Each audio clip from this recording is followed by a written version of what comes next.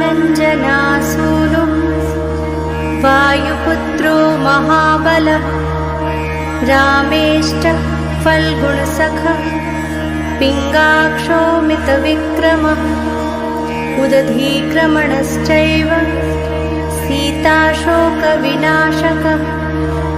लक्ष्मणप्राणदाताश्च दशग्रीवस्य दर्पः 12 नामानि कपीन्द्रस्य महात्मनः स्वापकाले पठे नित्यं यात्राकाले विशेषतः तस्य मृत्युभयं नास्ति सर्वत्र विजयी भवेत्।